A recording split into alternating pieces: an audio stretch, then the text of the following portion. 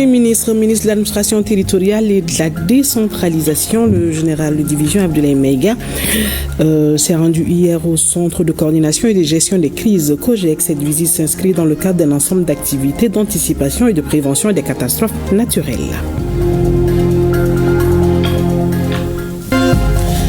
En 13e région, le Baradjan Foli, c'est le nom d'un folklore bien connu des habitants du Baniko.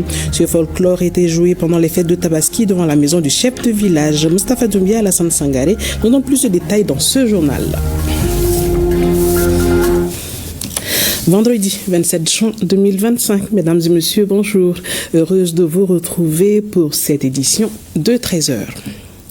Le président de la transition, le général d'armée Assimi Goïta, est de retour à Bamako après une mission officielle de 5 jours en Fédération de Russie.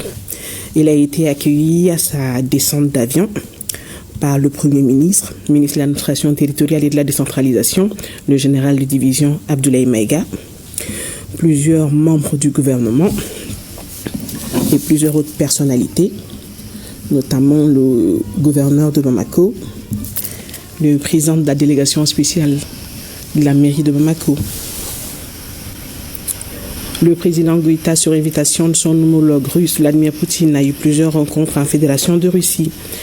La visite a commencé avec un tête-à-tête avec le président Poutine. Plusieurs protocoles d'accord ont été signés dans le secteur du développement économique, de l'énergie, de l'enseignement supérieur, avec le transfert de technologies.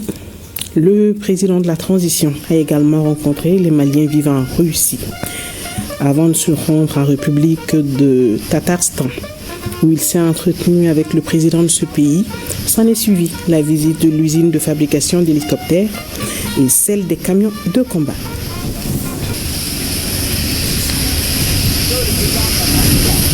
Vous le voyez sur les images, le président de la transition, le général d'armée Assimi Goïta, est de retour à Bamako depuis ce matin, après une mission officielle de 5 jours en Fédération de Russie.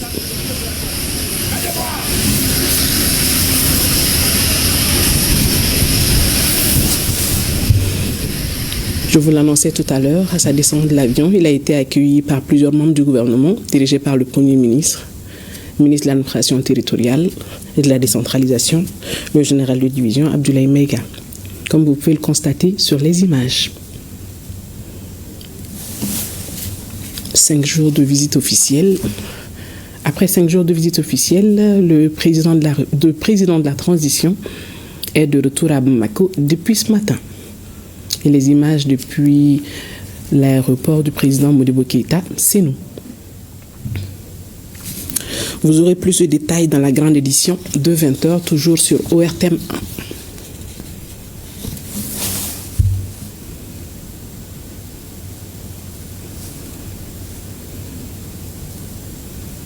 1. Le président de la transition, le général Assimi Goïta, le général d'armée Assimi Goïta est de retour à Bamako depuis ce matin. Les images depuis l'aéroport Modibo Keïta, Bamako c'est nous. Vous aurez plus de détails dans la grande édition de 20h. Plaise à Dieu. Je vous le disais tout à l'heure, en visite au Tatarstan, en Fédération de Russie, le président de la transition, le général Assimi Goïta, a rencontré les responsables de la société Yandra, chargée de la réalisation de la raffinerie d'or du Mali, dont la première pierre a été posée le 16 juin dernier. Une réunion d'échange a permis de faire le point d'avancement dans la concrétisation de ce projet. Pour plus de détails, écoutons successivement le chef d'investissement et développement de la société Yandra et le ministre des Mines, le professeur Amadou Keïta. Ils sont au micro de nos envoyés spéciaux, Sira Batili et Adama Kamara.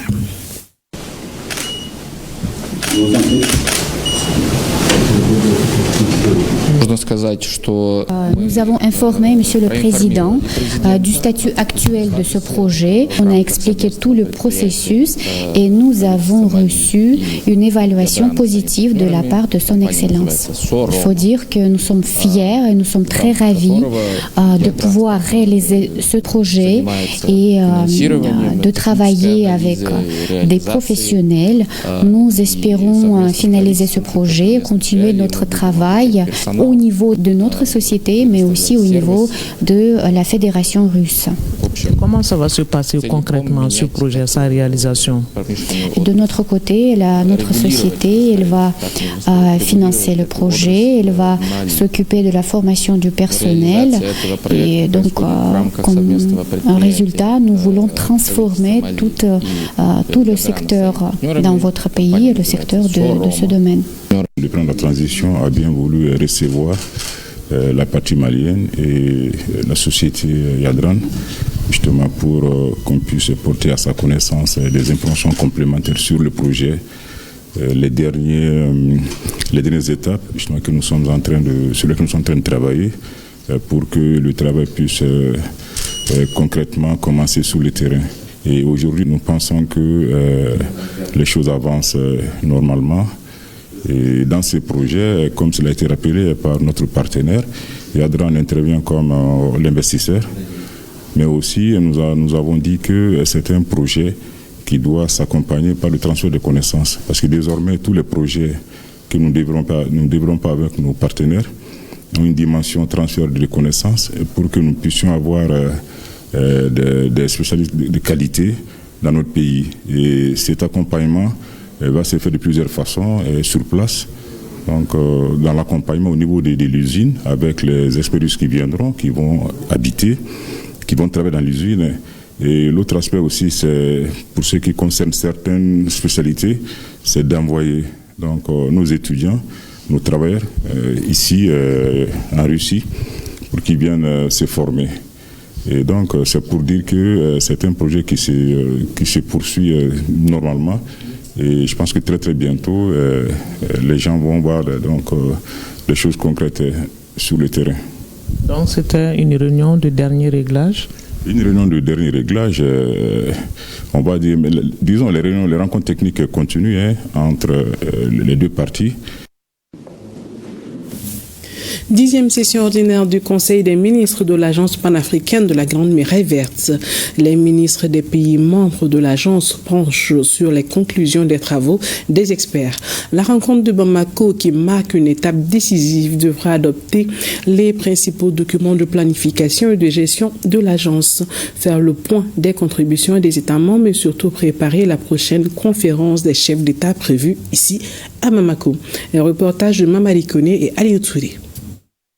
Au cours de cette réunion, nous avons fait une restitution des travaux qui ont été faits aujourd'hui au cours de la 10e session du Conseil des ministres de l'Agence panafricaine de la Grande Muraille Verte. Donc, les travaux ont porté sur 5 points essentiels. Le premier relatif à l'état d'exécution du budget et le plan d'action de la PGMV pour l'année 2024-2025. Aussi, il a été question de la discussion des contributions statutaires des États membres. Il y a aussi l'idée de la construction d'un siège dédié à la Grande Muraille Verte au niveau de Nouakchott, étant donné que la Mauritanie est le pays du siège. Et un 5e point relatif au recrutement d'un nouveau secrétaire exécutif pour l'agence de la Grande Muraille Verte. Son Excellence a donné l'engagement du Mali à encourager et à renforcer le travail de la PGMV et son engagement aussi en vue de la protection de l'environnement de façon générale face au changement climatique, à la désertification, à la perte de la biodiversité, à la pauvreté de nos communautés. Donc c'est un engagement ferme de la part de son Excellence, de la part du gouvernement du Mali, et il a lancé un appel à tous les pays membres de l'Agence panafricaine de la Grande Muraille Verte à œuvrer pour la protection de l'environnement de façon générale, pour le bien-être de nos communautés et une meilleure résilience des populations les plus vulnérables. Toujours dans l'agenda du Premier ministre, ministre de l'administration territoriale et de la décentralisation, le général de division Abdoulaye Mega. Il s'est rendu hier au Centre de coordination et de gestion des risques COGEC. Cette visite s'inscrit dans le cadre d'un ensemble d'activités d'anticipation et de prévision des catastrophes naturelles. Après la visite du centre, le Premier ministre, non moins président du comité interministériel de gestion des crises et catastrophes, a exprimé toute sa satisfaction. Un reportage de Mamadi Koné et Ali Touré. Le Centre de coordination et de gestion des crises et catastrophes SECOGEC, c'est un service stratégique du ministère de la Sécurité et de la Protection civile qui accueille le Premier ministre président du Comité interministériel de gestion des crises et catastrophes. Le ministre de la Sécurité et de la Protection civile, le général de division Daoud Ali Mohamedine, a tout d'abord remercié le Premier ministre pour cette visite avant d'expliquer les missions assignées au SECOGEC et de rappeler les dispositions prises en vue d'élargir le Comité interministériel à d'autres départements. En début de cet hivernage, nous avons reçu une instruction de la part de son Excellence le général d'armée Assimi Goïta, président de la transition, chef de l'État, de prendre toutes les dispositions nécessaires afin de prévenir et bien entendu d'atténuer éventuellement les éventuelles conséquences liées aux inondations. Et l'année dernière, malheureusement, on se souviendra que les inondations, malheureusement, ont causé beaucoup de dégâts dans notre pays. Et c'est l'occasion pour moi, en son nom, de prier pour le repos des âmes, des personnes disparues. L'instruction que nous avons reçue, en particulier du chef de l'État, c'est d'insister sur le volet anticipation. C'est la raison pour laquelle depuis le début de l'année, le mois de janvier 2025, les premières réunions du comité interministériel de gestion des crises ont débuté. Et bien entendu, il y a eu d'autres actions, toujours dans le cadre de l'anticipation, à savoir le curage des caniveaux. Dans son exposé, le coordinateur du centre, le médecin-colonel sapeur-pompier Issa Raoul Dana Dabo, a fait le bilan des inondations en 2024 et les enseignements tirés, le renforcement du cadre opérationnel du SECOGEC, la prévision 2025 et l'activation du SECOGEC. De son exposé, l'on retient que 729 cas d'inondation ont été enregistrés en 2024 avec 465 226 personnes sinistrées et 95 cas de décès. Le Premier ministre est ensuite rendu dans la salle des opérations pour voir le travail énorme qui s'est fait ici. Notre visite ce matin au SECOGEC s'inscrit toujours dans le cadre du facteur anticipation et surtout de constater de visu l'état de préparation du SECOGEC en début d'hivernage et voir quelles sont les dispositions idoines qui ont été prises pour prévenir les cas d'inondation et au demeurant les gérer. Je repars très satisfait. Le SECOGEC est très engagé avec un personnel qui a le moral. Je voudrais, au nom du chef de l'État, les remercier et féliciter bien entendu le ministre de la Sécurité et l'ensemble de ses collaborateurs. Et en priant également le bon Dieu afin que l'hivernage de cette année se déroule dans de bonnes conditions. Je voudrais lancer un appel à nos braves populations, c'est d'être à l'écoute des messages d'alerte des forces de sécurité impliquées dans la prévention d'inondations. C'est de respecter les consignes et surtout, en cas de calamité, de compter sur d'abord et avant tout l'implication des services de la protection civile ou d'autres forces de sécurité. Créé en mars 2018, le SECOGEC a pour mission de faire face aux crises en assurant une réponse stratégique et coordonnée de l'État. Il demeure l'outil opérationnel du comité interministériel de gestion des crises et catastrophes. À ce titre, il est un acteur central dans la coordination des réponses aux crises. Le rôle du SECOGEC est d'apporter une réponse rapide et efficace en temps de crise, en facilitant la coordination des interventions et en veillant à l'organisation des secours. Sur un tout autre plan, le CNT poursuit sa session d'avril. 4 projets de loi ont pu être adoptés. Il s'agit du projet de loi portant financement du projet d'appui pour la sécurité de l'eau au Mali, du projet de loi portant financement partiel de la construction du tronçon nord, de la boucle nord des postes électriques autour de Bamako, du projet de loi portant création de la Direction générale des collectivités territoriales et enfin du projet de loi portant modification de la loi de création du Fonds d'entretien routier, le compte rendu de Alousseni Touré. Le projet de loi portant ratification de l'accord de financement du projet d'appui pour la sécurité de l'eau PASEMA a été signé entre la République du Mali et l'Association internationale de développement IDA. Il s'agit d'un prêt de 92 200 000 € contracté auprès de cette institution financière. Le projet vise à améliorer la desserte en eau, la conservation et l'amélioration du réseau. Le second projet de loi, également porté par le ministère de l'Énergie et de l'Eau, est relatif au financement partiel de la construction du tronçon de la boucle nord autour de Bamako et des postes électriques. Le montant du prêt s'élève à 30 milliards de francs CFA. La contribution de l'État malien étant d'environ 11 milliards de francs CFA. Le dit projet vise à améliorer la desserte en matière d'électricité. Les deux projets de loi ont été adoptés par les membres du CNT alors que le banc du gouvernement était occupé par le ministre de l'Agriculture qui représentait son collègue en déplacement. Le premier, c'est le PASEMA, c'est le projet pour la sécurité de l'eau au Mali. Un projet d'ampleur qui a mobilisé 60 milliards de francs CFA, qui va servir à rénover les réseaux vétustes de la SOMAGEP à travers la SOMATEP et pour réduire les fuites occasionnées par ces réseaux vétustes qui coûtent quand même à l'État 11 milliards de francs CFA par an à peu près.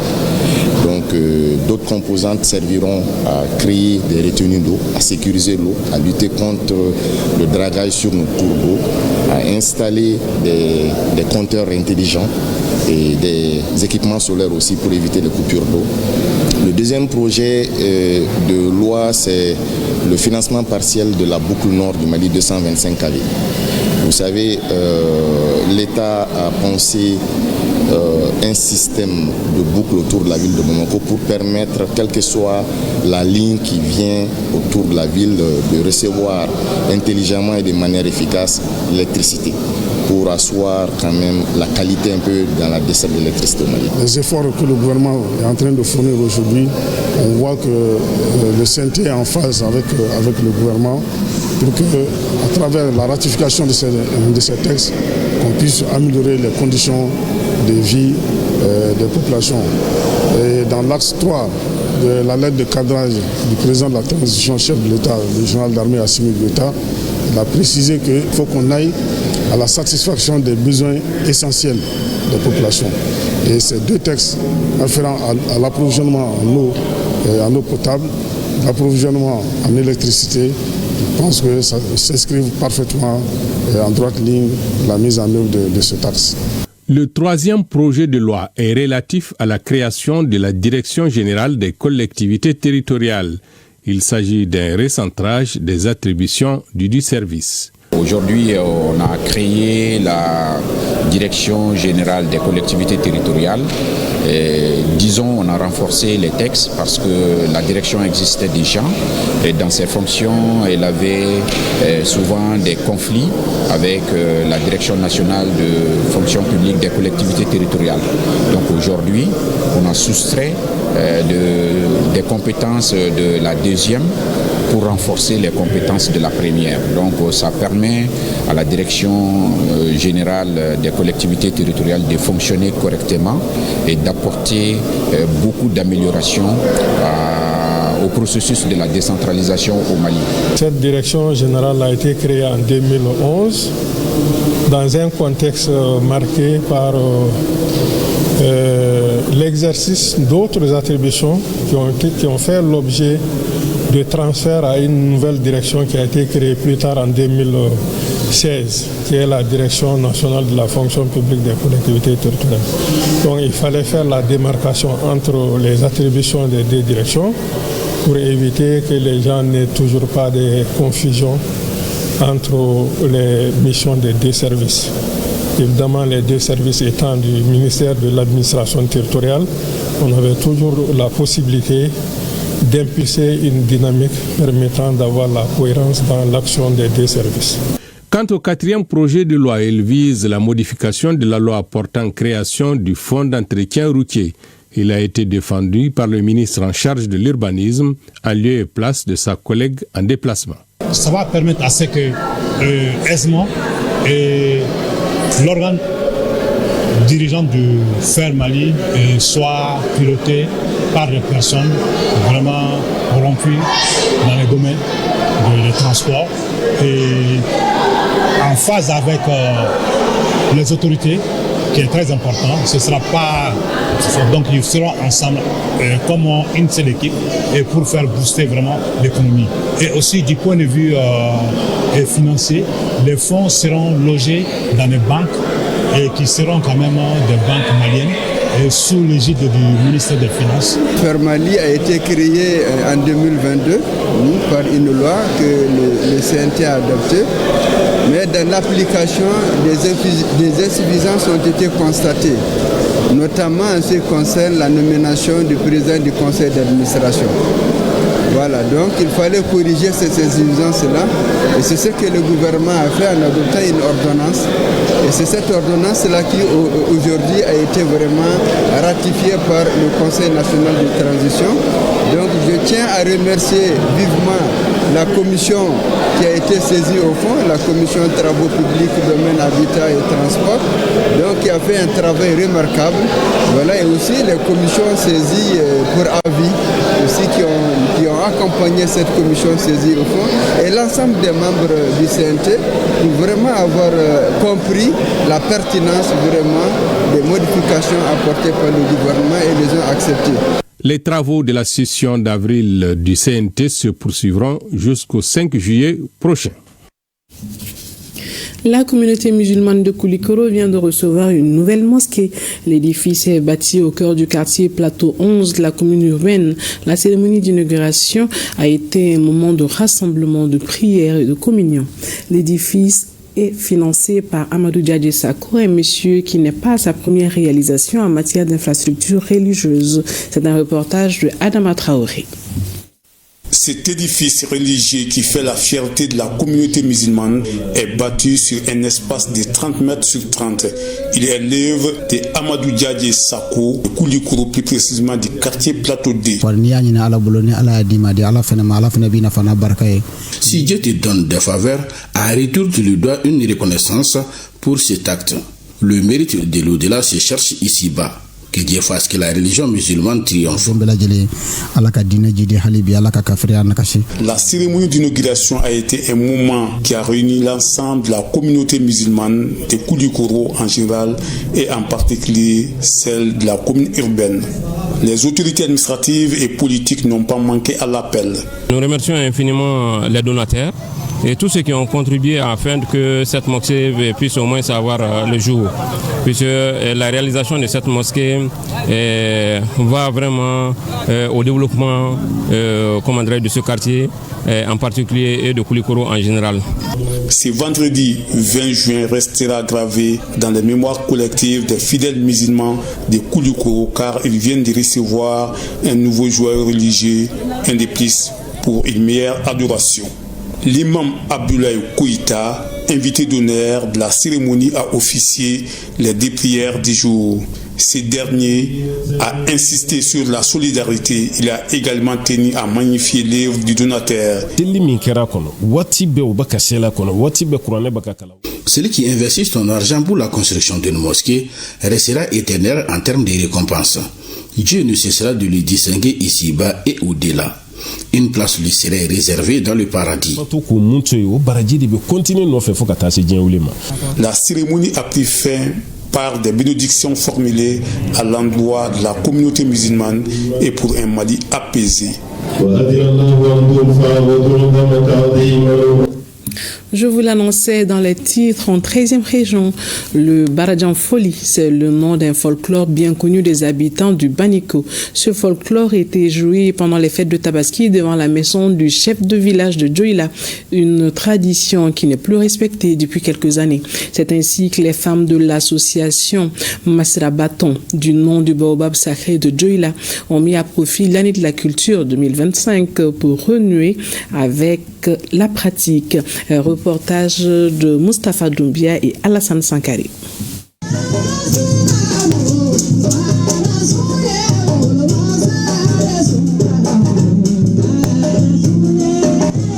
Baradjan Foli est une combinaison de chants et d'instruments de percussion propres au milieu bambara. Cet élément du terroir est peu connu de la jeune génération pour des raisons essentiellement liées à l'évolution. C'est pour cette raison que les femmes de l'association Masra Baton de Djoila ont saisi les cadres de la fête de Tabaski et de l'année de la culture pour organiser une manifestation populaire autour de Baradjan Foli.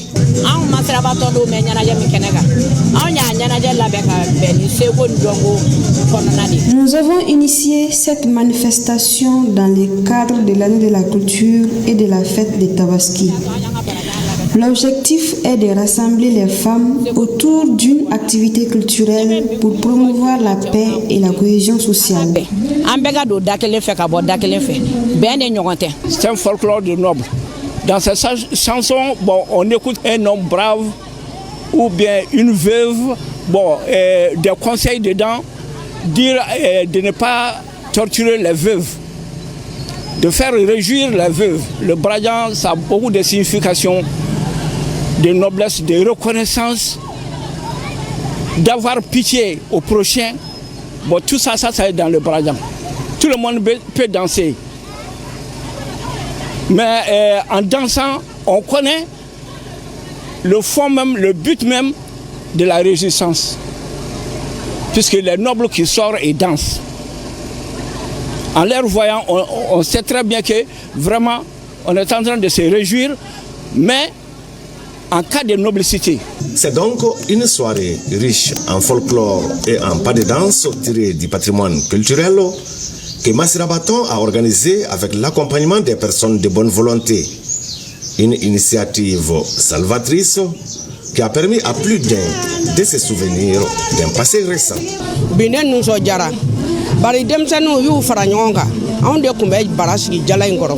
Je suis très contente de voir que nos filles reviennent à ce que nous faisions quand nous étions jeunes. Les Baradjans étaient en voie de disparition et cette initiative de l'association Massirabaton permet au reste du pays de découvrir un pan de la culture du Baniko.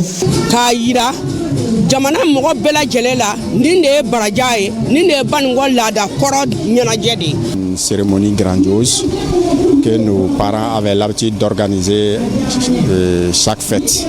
Et ça fait un certain moment qu'on n'arrivait plus à organiser une telle manifestation. Aujourd'hui, on se retrouve ensemble pour faire la fête au nord du village avec l'ensemble des enfants du village qui sont venus de toutes parts, c'est-à-dire pour faire cette fête et réussir cet événement.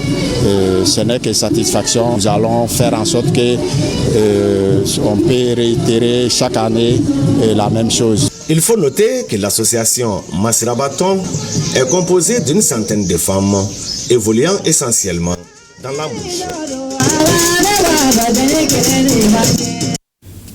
Les planchers de l'Institut français de Bamako ont vibré le week-end dernier au rythme de la fête de la musique, célébrée le 21 juin de chaque année. C'est dans ce cadre que l'artiste de renommée internationale Bassirou Kouyaté et toute sa troupe s'est produit dans les locaux de l'Institut français. Plus de détails avec Aliou Abdoulaye Touré. Plus qu'un événement mondial, la fête de la musique est célébrée le 21 juin de chaque année à travers le monde. À l'Institut français de Bamako, l'enfant de Grana et non moins au roi du Ngoni, Bassirou Kouyaté a donné le meilleur de lui-même tout au long du spectacle. Vous le savez, chaque année, il y a la fête de la musique, mais cette année, surtout notre président l'a demandé pour l'année de la culture. Donc c'est pourquoi on a décidé vraiment de fêter la fête de la musique cette année. Je salue tout le monde, je salue ma femme, tous les musiciens, vraiment merci à tous ceux qui sont venus. En plus de parrainer l'événement, Abdoulaye Diabaté est venu apporter tout son soutien à l'artiste de renommée internationale. Bassirou, il est incontournable. Il est héritier du Ngoni. Donc la soirée a été une très belle soirée. Et j'ai été très ému quand Bassirou m'a appelé sur scène. J'étais vraiment surpris, mais je savais qu'il allait le faire parce que tout ce que Bassirou joue, c'est le répertoire malien, c'est le répertoire africain. Il a amusé tout le monde et il a égayé la salle. La prestation de l'artiste, c'est une prestation formidable. Moi, je me rappelle le 29 janvier 2005 au Palais des Beaux-Arts à Bruxelles, ce trio magique Toumani Diabaté, Ali Farka Touré, Bassirou Kouyaté a donné un concert époustouflant et qui a fait rêver plusieurs mélomanes de cette musique. Et vraiment, ce que j'ai vu aujourd'hui, c'est une relève. Cette prestation de l'artiste Basekou Kouyaté aura tenu toutes ses promesses.